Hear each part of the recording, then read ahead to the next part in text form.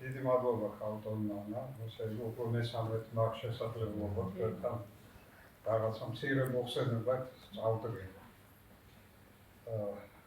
განსაკუთრებით სასიამოვნოა და დიდი პატივი ბატონი მიხეილ კვესელაოს სახელობის კონფერენციაში მონაწილეობა. ბატონი მიხეილი ძალიან ახლობელი იყო ჩვენ ოჯახის. ბაბუას დაარსებული არის ლუცვანთა ინსტიტუტი, პირველი რექტორი იყო ბაბუა. ბატონი მიშა იყო, ესე იგი შემდეგი რა თქმა უნდა სხვა თაობები არის. ბაბუა იყო კინოსტუდიის დირექტორი და შემდეგ მინისტრი კინემატოგრაფიის, ასეთო და კოტეს რო იღებდნენ და აკაკის აკვანი და ასე შემდეგ. ბატონი მიშაც იყო დირექტორი კინოსტუდიის და ასე რაღაცა თანამოაზრეები იყვნენ და თანამებრძოლები, აი ქართული კულტურას თავარია, ორივე იყო პიროვნება, რომლის ინტერესი იყო აი გახსნა კარების ევროპისკენ და ევროპოიზაცია ქვეყნისა რა.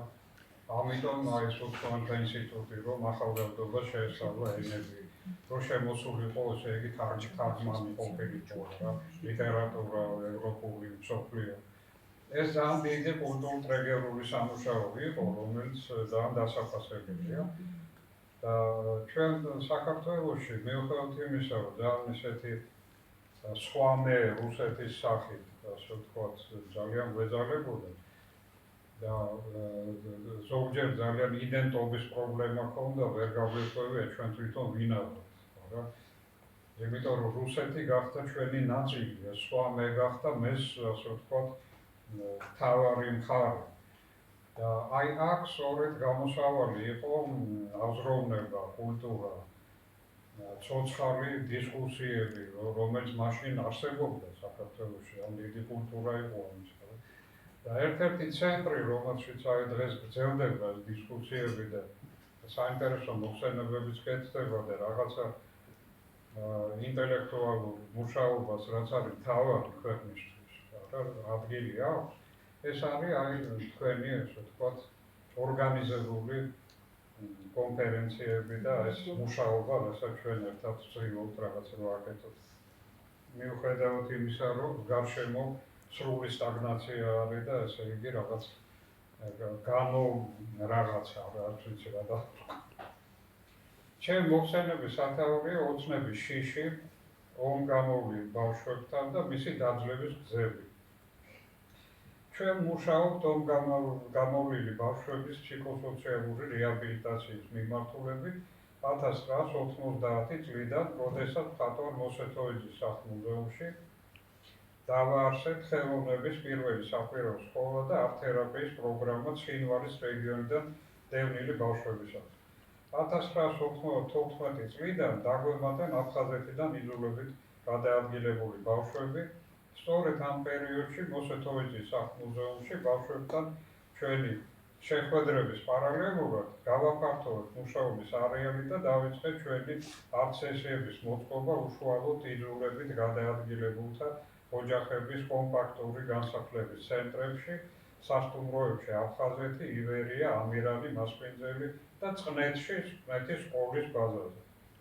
ბავშვთა რეაბილიტაციის საქველმოქმედო ცენტრის მოწყობა მხატვრის სახლ-მუზეუმში შემთხვევითი არ ყოფილა. ჩვენი აზრით ის, რასაც შეუძლია ითამაშოს უდიდესი როლი ომგამოვლილი ბავშვების შინაგანი სამყაროს ჰარმონიზაციაში, არის ესთეტიკური განცდა და ხელოვნების თერაპიული ძალა.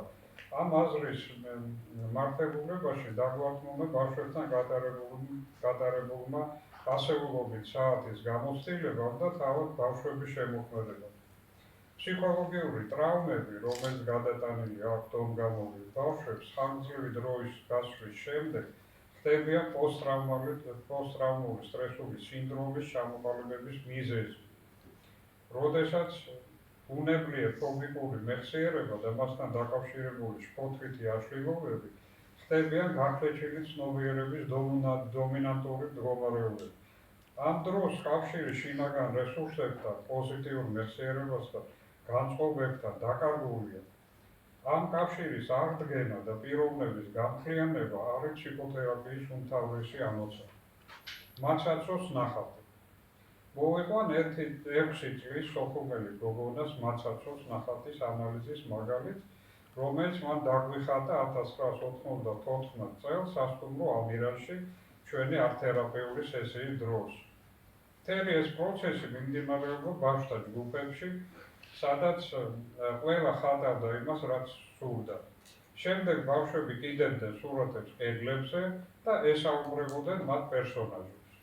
მაცაცომ დახატა არაჩვეულებრივი სილამაზის პეიზაჟი, ტყის მდელო, ნაირფერადი ყვავილებით, მდელოზე პატარა ბილიკია გაყვავილი, ბილიკზე მიდის ქალბატონი. ნახატი ძალზე ესთეტიურად გამოიყურება, სიმშვიდეს და სილამაზეს ასხივებს და ერთი შეხედვით ავტორის ჰარმონიულ ბუნება განწყობას გამოხატავს. მოგვიანებით 1995 წელს ეს ნახატი იყო გამოფენილი ბავშვთა ნახატების გამოფენაზე წყნეთში, რომელსაც ესწრებოდნენ უცხოელი ფსიქოლოგები. მათ აღნიშნეს, რომ საბედნიეროდ ეს გოგონა გადაურჩა ფსიქოლოგიურ ტრავმას, მისი ნახატი ასხივებს სიმშვიდეს. ეს არ იყო პირველი ნახატი, რომელიც მაცაცომ ჩვენთან შეასრულა. მე ძალიან მოსწონს ხატვა და თავისი თუსქვისი ნახატების პერსონაჟებთან გასაუბრება. მაცაცომ თავიდან აამეტყველა მზე, რომელიც თავისი სიმაღლიდან ყველაფერს ხედავდა. მზემ თქვა, რომ კარგად უნდა გაანათოს გარემო და განსაკუთრებით ბილიკით მიმავალი ქალბატონი, რომ ყველაფერი ძალიან ლამაზი იყოს. იგივეს ამბობენ ყვავილები, ლურჯი, ჩა და ჩიტები. ისინი ამბობენ, რომ ძალიან უნდა მოუხდნენ ქალბატონს, რომელიც მაცაცოს უმშვენიერესი დედიკო აღმოჩნდა. დედიკო კი ამბობს, რომ მაცაცოსთვის წიწილი საყიდლად მიდის ქალაქში, რომ გებრიელი კერძი ჩახოხბილი მოუმზადეს. ნახატის ამეტყველებისას მაცაცო ყველაზე ხშირად იყენებდა სიტყვა სილამაზე. მისი აზრით დედიკოს, მზეც, მინდორიც, ყველაფერი არაჩვეულებრივად ლამაზი უნდა ყოფილიყო. როდესაც კითხე მაცაცო, თუ რაზე მეტყველებს თავად სილამაზე, რა სურს მას? მაცაცო მიპასუხა, დათო ბიძია, ნუ თუ ეს გაუგებარია. სილამაზე ამბობს, რომ ირგვლივ ყველაფერი უნდა გაალამაზოს და განსაკუთრებით კი დედიკო, რადგან იმ მინდვრიდან ისმის თოხის სროლის ხმა.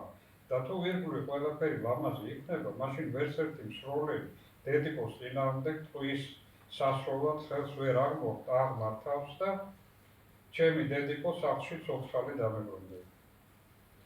პატარა გოგონას, რომელიც ფანჯრიდან უყურებს, როგორ მიდის საშის მინდორზე მისი დედიკო, ღრმად სწამს იმის, რომ სილამაზე ის ჯადოსნური ძალაა, რომელიც გადაარჩენს მას ჰიპათისაგან და მშვიდობით დააბრუნებს სახლში.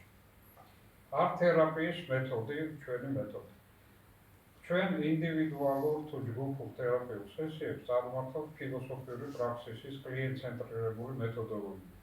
არადირექტიული, არაშეფასებითი ფასილიტაციის ფორმით, როდესაც მონაწილეთა მიერ გამოთქმული აზრის, მათ მიერ შექმნილი ნაწარმოების შინაარსის თუ ტექსტის ინტერპრეტაციას აკეთებენ თავად სესიის მონაწილეები და არა ფსიქოლოგი.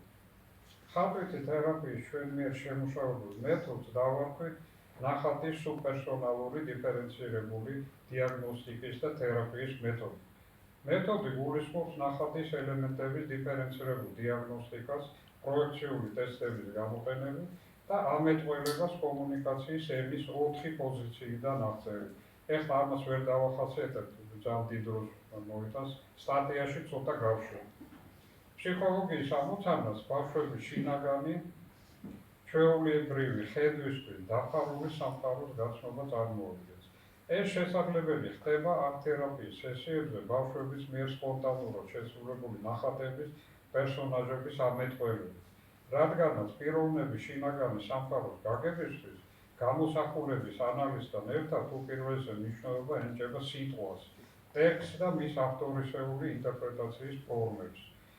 ბავშვის ნახატის სპეციფიკა მდგომარეობს იმაში, რომ შემოფარგლულია ფურცლის კედლებით, პირობითად.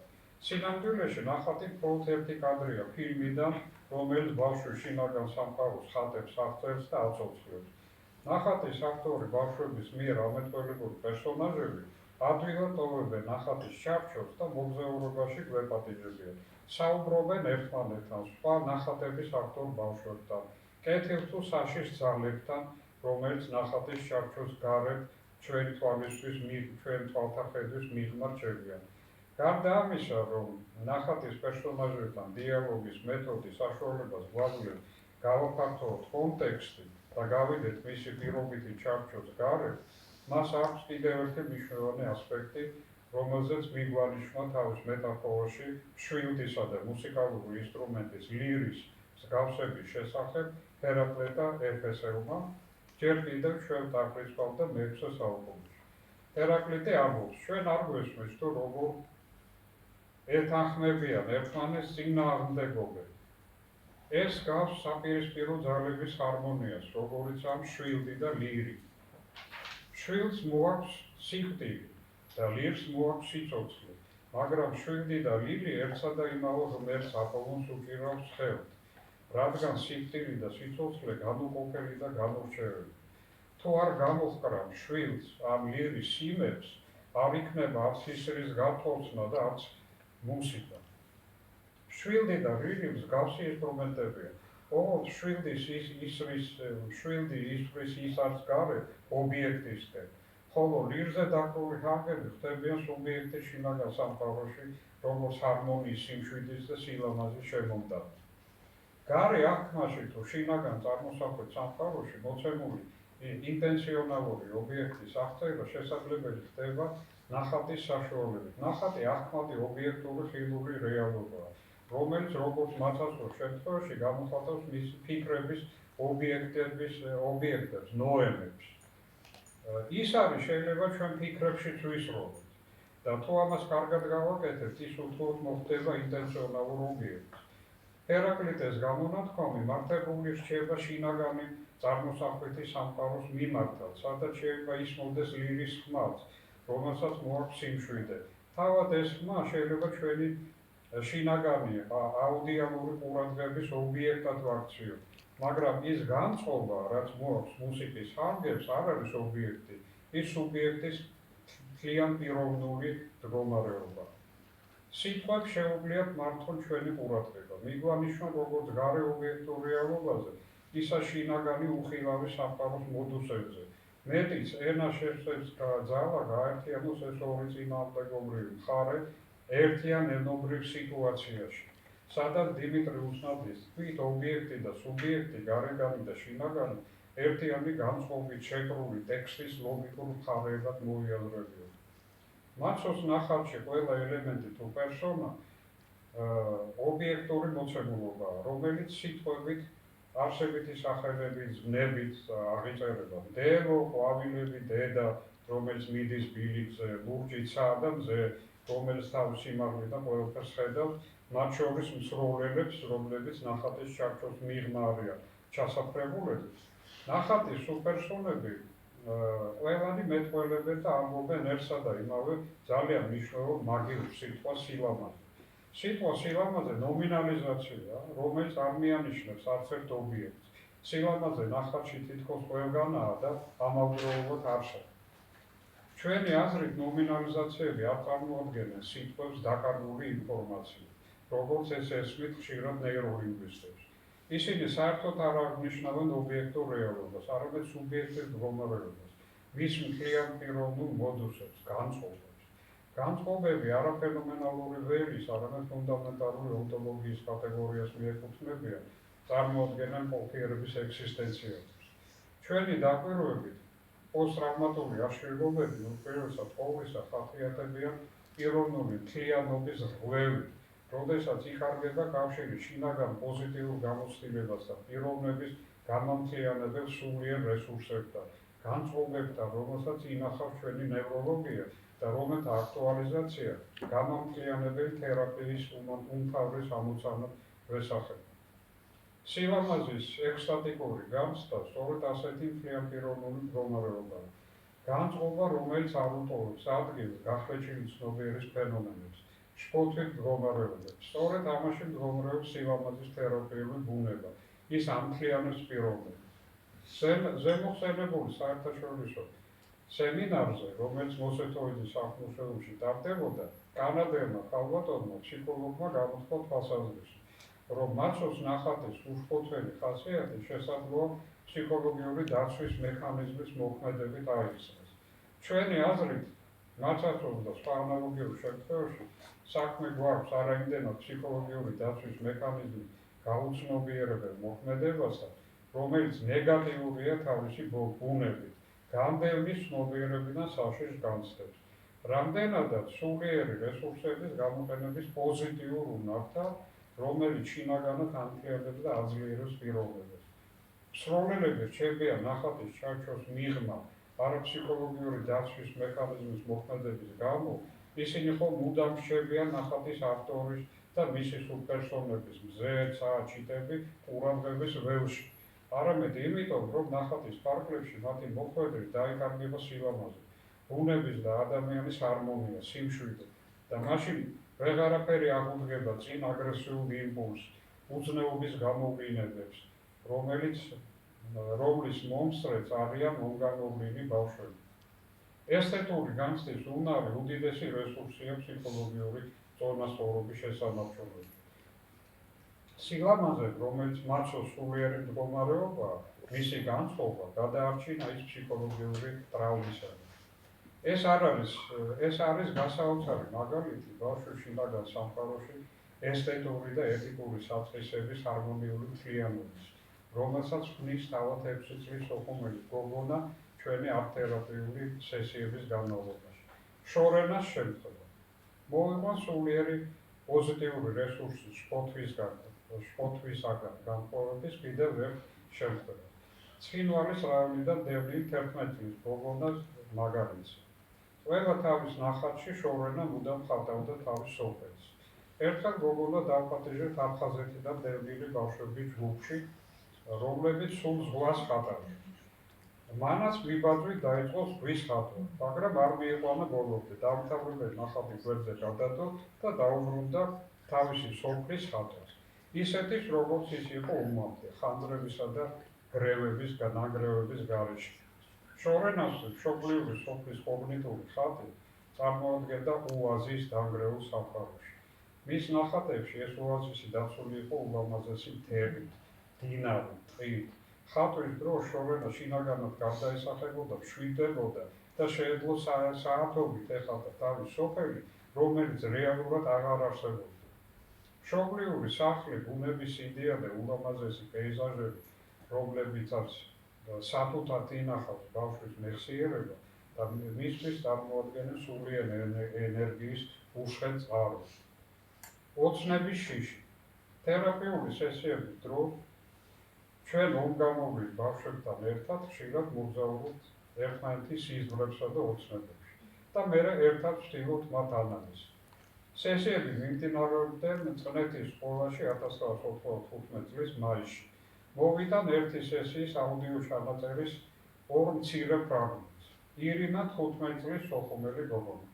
გავიღვიძე დილით სახლში წნეთში, ვხედავ პანჯერაზე პატარა მწერს. ალბათ ყოღოს ამბულს. წერი აფრინდა და გარეთ გაფრინდა. ნეტავ საით მიფრინავს მეთქი. ამის გაფიქრებაზე უცებ გადავიქეცე ამ მწერად. გავყევი ქარს ზემოთკენ მაღლა. ქარი მეხმარებოდა და გავფრინდი სოხუმში. მივფრინდი ჩემს ეზოში. შევფრინდი შიგნით ჩემს სახლში. იქიდან მივაშურე ჩემს საყვარელ ნეღვის ხისკენ, რომლის ქვესაც ხშირად ვიჯექი ხოლმე. მერე მოვინახურე სახლი, რომელსაც ვაშენებდი და ვერ ავაშენდი. შემდეგ გავწიე სანაპიროსკენ, გადავიქეცი დელფინად. მივცურა და ვხედავ კიდევ ჩემ გვერდით 2 დელფინს. არ ვიცი ვინ იყვნენ ისინი, ალბათ ჩვენი ბავშვები იქნებოდნენ. ისე სოხუმისკენ რომ გამოუწიე, შევნიშნე ჩემ გვერდით კიდევ პატარა ბუზები მოფრინავდნენ. ზემოდან რომ ვუყურებდით სოხუმს, რაღაცა სხვანაირი იყო. დანგრეული, რუხი, დილა, სანაპირო უკაცრიელი, ზღვა გამჭვირვალე. ფსკერში ქვები მოჩანს. არაბუნებრივად წყნარი, თითქოს მოკვდა. პატარა ბუზამდე დელფინად იმიტომ მინდოდა გახტომა, რომ ვერავინ შემომჩნევს და უვნებლად მოვინახულებ ჩემს სახლს. ახლობლებს, ცოტა ზღვაშიც ვიცურავებ, რომელიც ძალიან მომენატრა. ბაჩო 12 წლის სოხუმიდან. ძილის სინ თვალებს რომ დავხუჭა, ხშირად ოცნება ხოლმე. ჩემი ოცნება ახალზეთში დაბრუნდა. მომეწონა ირინას ოცნება. რომ შემეძლოს რამე ცხოველად გადაგწერო, მაგალითად ლეკვა და ჩემს სახლში დაბრუნება, იქ ბებიად ბაბუას დაველაპარაკებოდი. გავიგებდი როგორ არიან, რას აკეთებენ, გავივლიდი, გამოვივლიდი, ქალაქს დავათვალიერებდი, მეგობრებსაც შევუვლიდი, მეზობლებსაც. ისე ჩიტად აჯობებდა გადაგწერო, უფრო სწრაფად ჩავფრინდებოდი, ვერც დამიჭერდნენ, ზღვაზე გავიდოდი, იქ ისევ ადამიანი გავხდებოდი და ვიბანავებდი. მე ვეკითხები ბაჩოს, რას გეტყოდა ბებია და ბაბუა, ბაჩო, წვალდებითო, წამოსვლით ვერ მოვდივართ, მოხუცები ვართ, სახლსაც ვერ ვტოვებ. არ გვაწუხებენ ჯერჯერობით ვართ ჩვენთვისო. თუ დრო მოიტანა და იძულებული ვიქნებით, იქნებ გამოვახციოთ კიდეს თქვენსკენ. ძალიან მოგვენატრეთ ყველანი, იმედს არ ვკარგავთ, რომ მანამ ცოცხლები ვართ, ჩამოვხოთ უკან. ხშირად გვინდა ვნახოთ, თორემ რა წესია საზღვრის დაწესება, სადაც ცხოველები, ფრინველები და მწერები ადვილად მიდი-მოდიან და ბავშვებს კი არ უშვებენო. მიმესისი ადამიანის შემთხვევაში სიტყვის სხეულად მოძრაობა და თეატრალურ ქმედება ტრანსფორმაციის უნარია. სემიოზისის აქტის საფუძველი, რომელიც ენის, კულტურის და ხელოვნების ფუნდამენტურ ასპექტს წარმოადგენს. ბავშვები იყენებენ ამ უნარს თავის ოცნებებში, არა მარტო თავდაცვის მიზნით, არამედ როგორც ფობიკური ბარიერის გადალახვის შინაგანი სულიერი რესურსების წოდომის საშუალებით. სესიის ბოლოს ვკითხე ბავშვებს, როგორ ფიქრობ, რა უნდა ვიღუნოთ, რომ დავრუნდეთ მსოფლიოს სახლებში და ქვეყანა ისევ გავამთლიოთ. ბაჩომ მიპასუხა, ბატონო დათა, პირველ ყოვლისა საქართველოს ჩვენს ოცნებებში უნდა გავამთლიოთ, ისე, რომ ამის არ შეგვეშინდეს.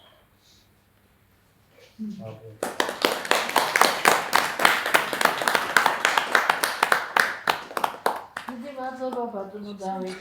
საინტერესო მოხსენებისთვის და საინტერესო შესავლისთვის. მართლა ძალიან პატარაა ქვეყანა. ისე რომ ისეთი წარმოადგენლები ხარ.